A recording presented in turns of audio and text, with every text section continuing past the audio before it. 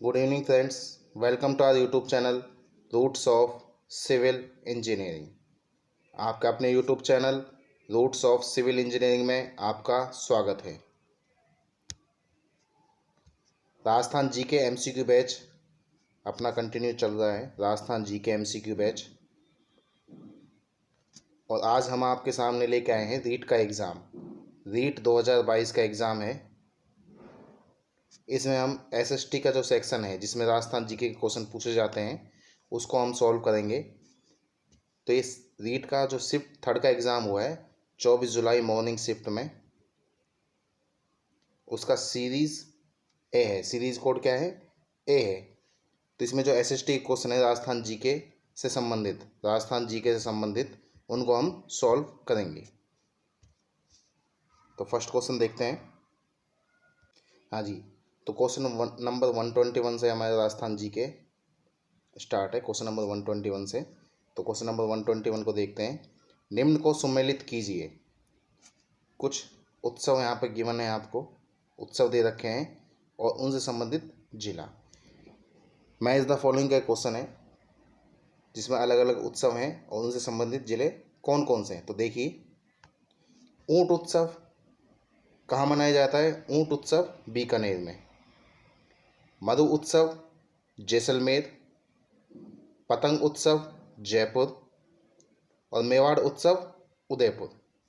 तो यहाँ देखिए, फर्स्ट में बी, सेकंड में ए, थर्ड में डी और फोर्थ में सी। ऑप्शन नंबर ए करेक्ट हो जाएगा यहाँ पर क्वेश्चन नंबर 121 के लिए। नेक्स्ट क्वेश्चन देखते हैं, क्वेश्चन नंबर 122। निम्न में से कौन सा कथन असत्य है? ऑप्शंस देखते हैं कि भाई कौन सा कथन असत्य है। जवाहर सागर अभ्यारण्य कोटा बूंदी चित्तौड़ में है, बिल्कुल सही। केसरबाग वन्यजीव अभ्यारण्य धौलपुर में स्थित है, ये भी सही है। अर्ध उष्णकटिबंधीय सदाबहार वनों को मानसून वन भी कहते हैं, बिल्कुल सही। राजस्थान का कल्पवृक्ष रोहिड़ा है। आप अच्छे से जानते होंगे राजस्थान का जो कल्पवृक्ष है वो कौन सा है? राजस्थान का कल्पवृक्ष है खेजड़ी। कौन सा है? खेजड़ी। जबकि रोहिड़ा क्या है? रोहिड़ा तो राज्य पुष्प है, राज्य पुष्प है। तो यहाँ पे कौन सा करेक्ट आंसर हो जाएगा? यहाँ पे करेक्ट आंसर हो जाएगा ऑप्शन नंबर डी। ठीक है। अब जवाहर सागर अभ्यारण्य है। जवाहर सागर अभ्यारण्य किसके लिए प्रसिद्ध है? यह प्रसिद्ध है घड़ियालों के लिए। घड़ियालों के लिए प्रसिद्ध है और मगरमच्छ के लिए। स्थापना कब हुई है इसकी, जवाहर सागर अभ्यारण्य की? इसकी स्थापना हुई है 1975 में, 1975 में इसकी स्थापना हुई है। केसरबाग वन्यजीव अभ्यारण्य, केसरबाग वन्यजीव अभ्यारण्य जो धौलपुर में स्थित है, इसका निर्माण किसने करवाया है? धौलपुर का जो अंतिम शासक हुए हैं उदयभान सिंह, उदयभान सिंह, इन्होंने इसका निर्माण करवाया है। राजस्थान का जो कल्पवृक्ष है, जो कि मैंने आपको अभी बताया था, किसे कहा जाता है? खेजड़ी को, खेजड़ी। इसके अन्य नाम भी हैं, अन्य उपनाम भी हैं इसके। कौन कौन से हैं वो? खेजड़ी को कहा जाता है रेगिस्तान का कल्पवृक्ष, रेगिस्तान का कल्पवृक्ष। ठीक है। और क्या कहा जाता है? राजस्थान का गौरव, राजस्थान का गौरव। ये हमारा राज्य वृक्ष है, खेजड़ी है। ये क्या है? राज्य वृक्ष है। उसे राज्य वृक्ष कब घोषित किया गया है? 31 अक्टूबर 1983 को। ठीक है। इसका वैज्ञानिक नाम क्या है? खेजड़ी का वैज्ञानिक नाम, खेजड़ी का वैज्ञानिक नाम है प्रोसोपिस सिनेरिया, प्रोसोपिस सिनेरेरिया, ये इसका वैज्ञानिक नाम है। ठीक है। खेजड़ी वृक्ष की राजस्थान में पूजा कब की जाती है? विजयदशमी को या दशहरे के दिन, दशहरे के दिन इसकी पूजा की जाती है। अब दोहिड़ा की बात कर लेते हैं। दोहिड़ा क्या है? राजस्थान का राज्य पुष्प है, राज्य पुष्प है। कब घोषित किया गया इसे राज्य पुष्प? 31 अक्टूबर 1983 को, 1983 को। इसका वैज्ञानिक नाम क्या है? वैज्ञानिक नाम क्या है इसका? दोहिड़ा का वैज्ञानिक नाम है टैकोमेला अंडुलेटा। दोहिड़ा, इसका वैज्ञानिक नाम है टिकोमेला अंडुलेटा। ठीक है। इसे कहा जाता है रेगिस्तान का सागवन, रेगिस्तान का सागवन,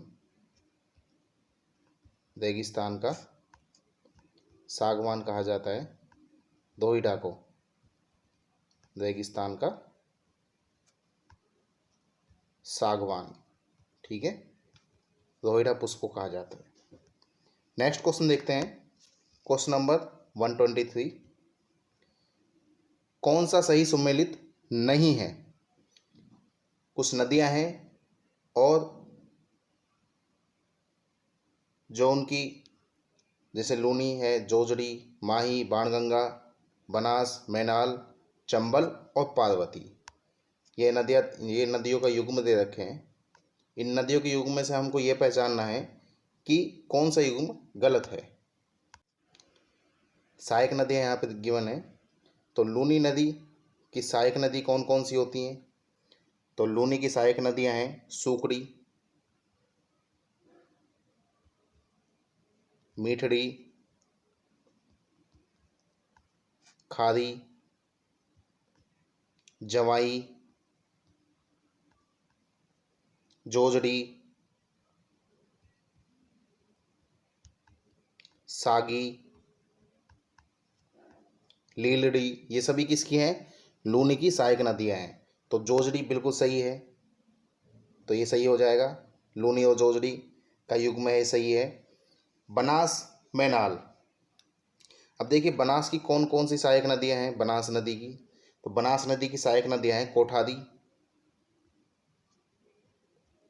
बेडच, गंभीरी, मानसी और मोरेल।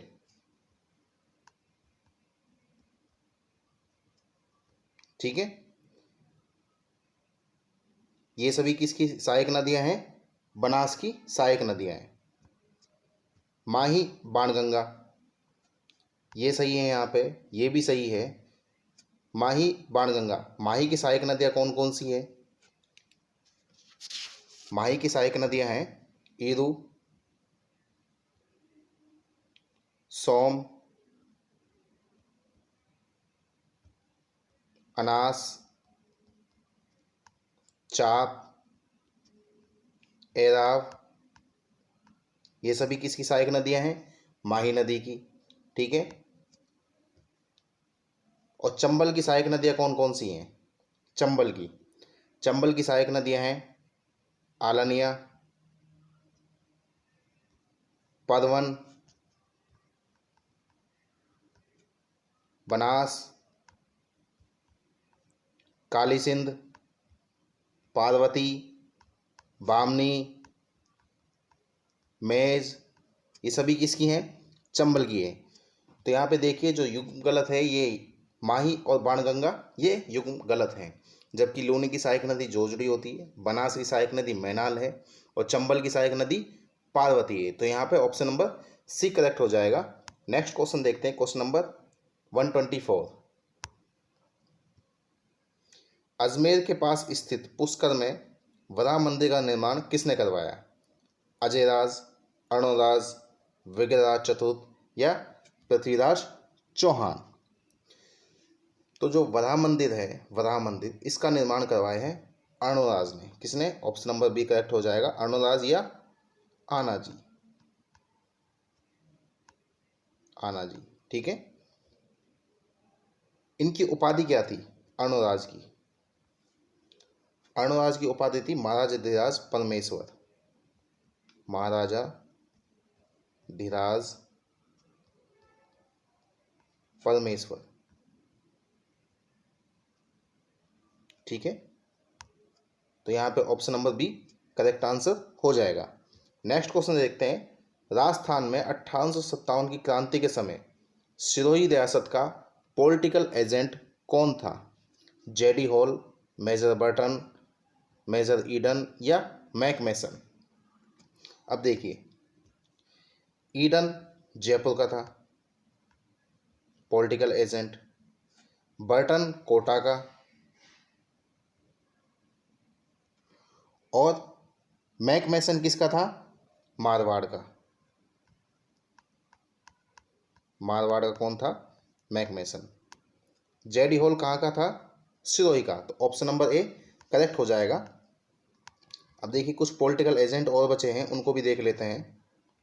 जैसे मैंने आपको बता दिया, एक लिस्ट बनवा देता हूँ मैं आपको। जयपुर रियासत का था ईडन, पॉलिटिकल एजेंट। और उस समय शासक कौन था? सवाई राम सिंह दित्ते। सवाई राम सिंह दित्ते शासक था।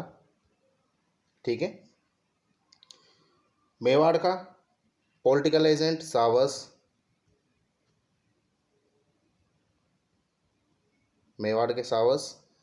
और शासक कौन था? महाराणा स्वरूप सिंह। स्वरूप सिंह। ठीक है। मारवाड़ का पॉलिटिकल एजेंट कौन था? मारवाड़ रियासत का मैकमेसन।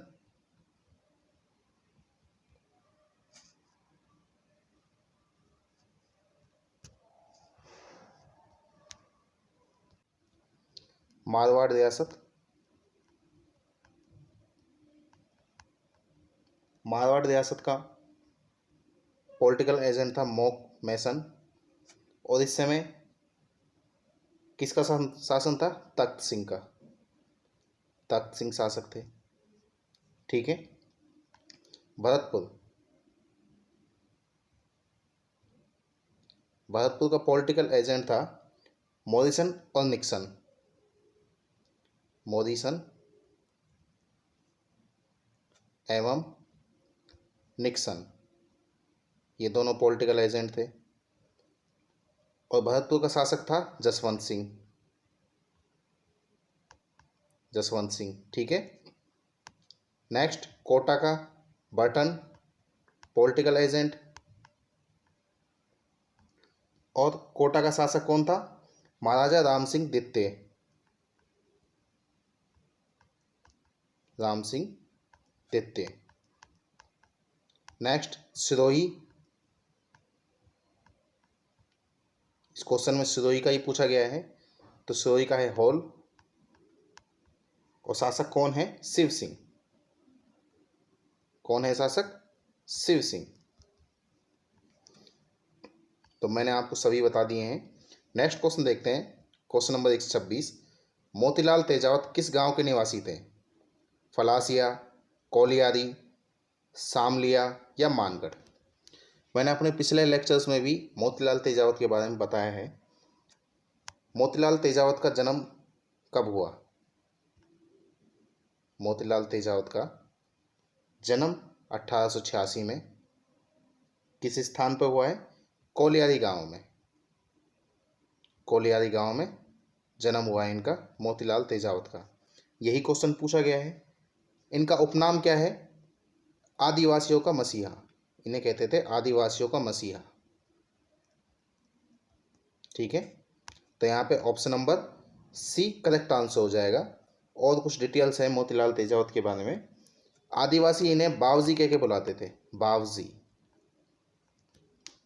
ठीक है। राजस्थान में एक ही आंदोलन की शुरुआत, एक ही आंदोलन की शुरुआत किसने की थी?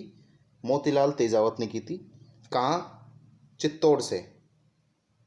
चित्तौड़ से इन्होंने शुरुआत की थी एक ही आंदोलन की। और चित्तौड़ का भी कौन सा स्थान था? मात्र कुंडिया।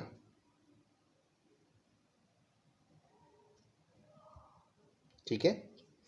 तो इस क्वेश्चन का आंसर हो जाएगा ऑप्शन नंबर सी, कोलियारी गांव जन्म स्थान है मोतीलाल तेजावत का। नेक्स्ट क्वेश्चन देखते हैं, क्वेश्चन नंबर 127। 1987 का सूर्यमल मिश्रण पुरस्कार कन्हैयालाल सेठिया की किस साहित्यिक रचना को दिया गया है? कौन सी साहित्यिक रचना है? लीलटास है, निर्ग्रंथ, धरती दोहरारी या शबद? तो इसका करेक्ट आंसर हो जाएगा ऑप्शन नंबर डी, शबद। शबद क्या है? एक काव्य रचना है, काव्य रचना है। ठीक है। अब 1987 का तो दिया गया था कन्हैयालाल सेठिया को, और 1986 का पुरस्कार दिया गया है डॉक्टर शक्तिदान को, डॉक्टर शक्तिदान को। ठीक है। नेक्स्ट क्वेश्चन देखते हैं, क्वेश्चन नंबर 128। हातलगांव का संबंध राजस्थान के एकीकरण में कौन सी रियासत से जुड़ा है? किशनगढ़, प्रतापगढ़, झालावाड़ या सिरोही? अब देखिए, जो राजस्थान का एकीकरण है ये सात चरणों में पूरा हुआ है। ठीक है, टोटल 7 चरण लगे थे इसमें पूरा होने में, और लास्ट कौन सा था? 1 नवंबर 1956, अंतिम चरण था 7वां चरण। ठीक है। हातलगांव का संबंध है सिरोही से। कहाँ से? सिरोही से संबंधित है। अब सिरोही से कैसे संबंधित है इसको देखते हैं। सिरोही से जो छठा चरण था एकीकरण का, उसमें सिरोही को मिलाया गया था राजस्थान के अंदर, लेकिन कंप्लीट सिरोही को नहीं मिलाया गया।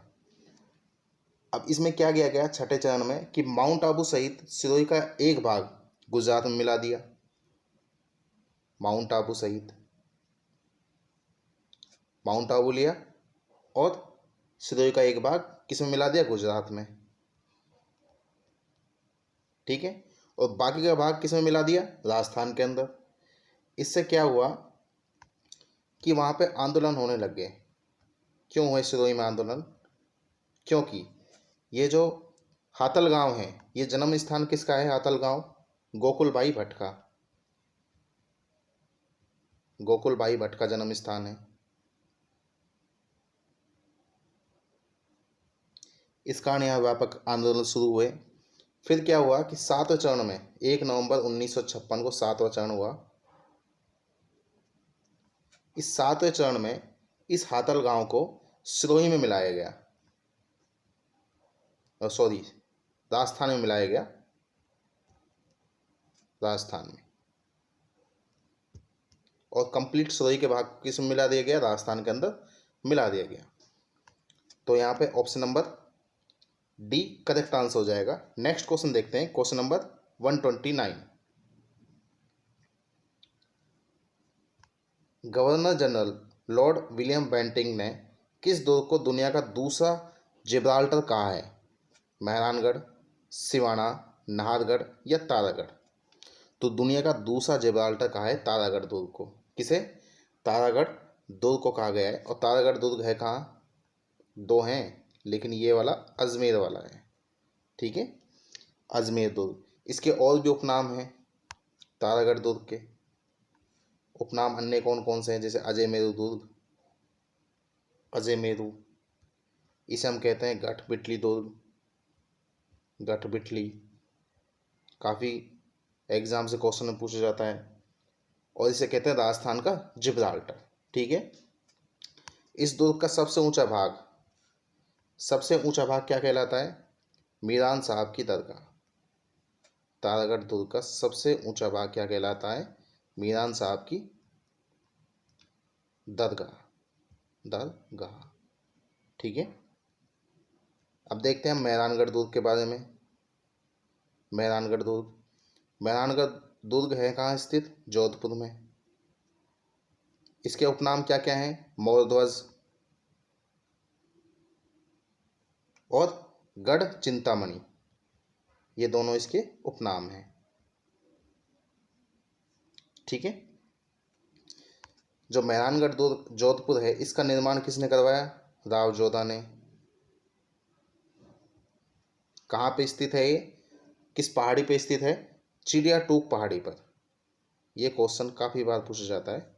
कि चिड़िया टूक पहाड़ी पर कौन सा दुर्ग स्थित है। ठीक है, अब नाहरगढ़ जयपुर, जो नाहरगढ़ दुर्ग है जयपुर में, कहाँ स्थित है, जयपुर में। इसका एक दूसरा नाम भी है नाहरगढ़ का, क्या कहते हैं उसे, सुदर्शनगढ़। सुदर्शनगढ़ या नाहरगढ़ एक ही बात है दोनों की। अब देख लेते हैं सिवाना दुर्ग के बारे में। सिवाना दुर्ग, सिवाना दुर्ग कहाँ स्थित है, बाड़मेर जिले में। सिवाना दुर्ग का नाम रखा गया था खैराबाद, किसके द्वारा, अलाउद्दीन खिलजी के द्वारा, एक के। कब, 1308 ईस्वी में। ठीक है, 1308 ईस्वी में अलाउद्दीन खिलजी ने सिवाना पर आक्रमण किया था और इस दुर्ग को जीत लिया था। इस दुर्ग को जीतने के बाद इसका नाम रखा गया था खैराबाद। तो यहाँ पे कौन सा करेक्ट आंसर हो जाएगा, दुनिया का दूसरा जिब्राल्टर किसे कहा जाता है, तारागढ़ दुर्ग अजमेर को। नेक्स्ट क्वेश्चन देखते हैं, क्वेश्चन नंबर 130। आदिवासियों का कुंभ राजस्थान के कौन से मेले को कहा जाता है, बैनेश्वर मेला, जीण माता मेला, केला देवी मेला या डिग्गी मेला। तो आदिवासियों का कुंभ कहा जाता है किसे, बैनेश्वर मेले को। किसे, बैनेश्वर मेले को कहा जाता है आदिवासियों का कुंभ। कहाँ लगता है ये, डूंगरपुर। और डूंगरपुर में भी कहाँ, एक नवाटपुरा नामक स्थान है, नवाटापुरा नामक स्थान पे ये मेला लगता है। कब भरता है ये मेला, बैनेश्वर मेला, ये भरता है माघ शुक्ल एकादशी से इसकी शुरुआत है और कब तक भरता है, माघ शुक्ल पूर्णिमा तक, माघ शुक्ल पूर्णिमा तक। ठीक है, बैनेश्वर मेले के कुछ उपनाम हैं। आदिवासियों का कुंभ इस क्वेश्चन में पूछा गया है। इसके अलावा बागड़ का कुंभ, बागड़ का कुंभ भी इसका उपनाम है। भीलों का कुंभ, भीलों का कुंभ और बागड़ का पुष्कर, बागड़ का पुष्कर। ठीक है, नेक्स्ट कैला देवी मेला। कैला देवी मेला कहाँ पड़ता है, करौली में। और करौली में भी कहाँ, त्रिकूट पर्वत पर, त्रिकूट पर्वत पर यह मेला पड़ता है। किस नदी के किनारे है कैला देवी का मंदिर, सिंध नदी के किनारे। ठीक है, इनके भक्त, जो कैला देवी के भक्त हैं, इनके भक्त इनकी आराधना में क्या गाते हैं, लांगुरिया गीत, लांगुरिया गीत गाए जाते हैं कैला देवी के मंदिर में, क्योंकि ये क्वेश्चन भी पूछा जाता है। नेक्स्ट जीण माता मेला, जीण माता मेला, जीण माता मेला पड़ता है देवासा सीकर में। इस मेले का आयोजन वर्ष में 2 बार होता है, क्योंकि इसका आयोजन होता है नवरात्रों पर, तो वर्ष में 2 बार ही बजेगा। और नवरात्रे कब आते हैं, कौन कौन से माह में, चैत्र और आश्विन, चैत्र और आश्विन माह में।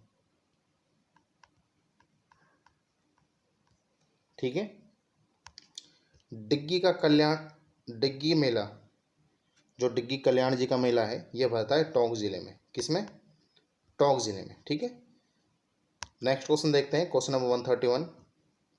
थमैयो, थेडियो, आड़, ठुस्सी नामक आभूषण महिलाओं द्वारा कहाँ धारण किए जाते हैं, सिर में, हाथ में, कंठ में या कमर पर। तो ये सभी आभूषण धारण किए जाते हैं कंठ में। कहाँ, महिलाओं द्वारा कंठ में। ये थमैयो, थेडियो, आड़, ठुस्सी। आड़, आड़ देखा होगा आभूषण, एक तरीके से हार टाइप में ही होता है। ठीक है, नेक्स्ट क्वेश्चन देखते हैं, क्वेश्चन नंबर 132।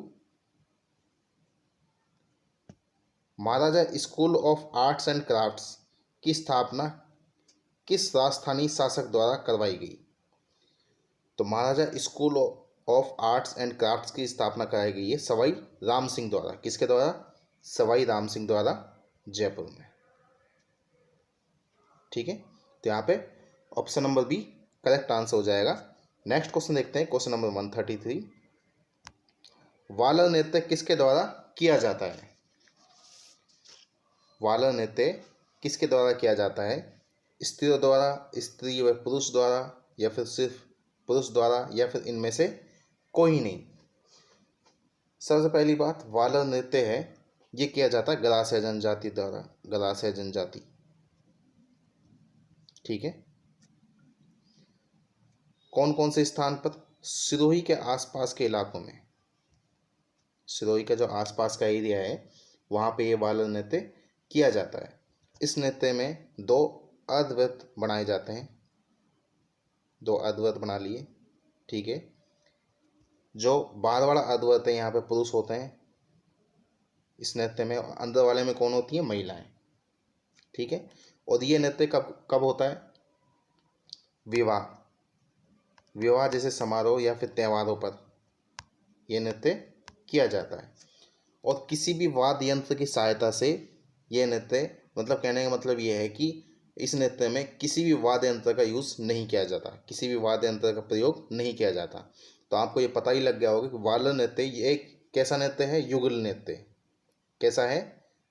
युगल नृत्य है, युगल। अब युगल नृत्य है तो स्त्री व पुरुष दोनों द्वारा किया जाता है। यहाँ पे option number C correct answer हो जाएगा, option number C. Next question देखते हैं, क्वेश्चन नंबर 134। अब ये कुछ क्वेश्चंस हैं जो राजस्थान जीके से संबंधित नहीं हैं, तो इन क्वेश्चंस को हम स्किप कर देते हैं। क्वेश्चन नंबर 149 देखते हैं। राजस्थान के शुष्क व अर्धशुष्क क्षेत्रों में पालर पानी शब्द किसके लिए प्रयुक्त होता है? नदी जल, नहरी जल, भूमिगत जल या वर्षा जल? तो किसके द्वारा प्रयुक्त होता है? जो ये पालर पानी है, मैंने आपको लास्ट वीडियो में बताया है कि कुछ परंपरागत जल संरक्षण की तकनीक होती हैं, परंपरागत जल संरक्षण की तकनीक होती है। वो कौन कौन सी है पहले उनको देख लीजिए आप। वो हैं जैसे कि नाड़ी, खड़ीन, टाका, जोहड़, टोबा, झालरा, कुई, नैटा और पालर पानी। इन सभी से क्या किया जाता है कि जो वर्षा का जल है उसको एकत्रित किया जाता है। तो पालर पानी किससे संबंधित है? वर्षा जल से। Option number D correct answer हो जाएगा। लास्ट क्वेश्चन देखते हैं आज के लेक्चर का। राजस्थान के कौन से जिले में भारत का सबसे बड़ा सोलर पार्क स्थापित किया गया है? जोधपुर, बाड़मेर, जैसलमेर, बीकानेर? तो ये स्थापित किया गया है जोधपुर में। राजस्थान के जोधपुर जिले में भारत का सबसे बड़ा सोलर पार्क स्थापित किया गया है। ठीक है, जोधपुर जिले में। तो आज के हमारे जो क्वेश्चंस है राजस्थान जीके से संबंधित, ये क्वेश्चंस कंप्लीट हो गए हैं। राजस्थान जीके से संबंधित जितने भी क्वेश्चंस थे मैंने आपको करवा दिए हैं, और सारे क्वेश्चंस मैंने आपको डिटेल में एक्सप्लेन किए हैं।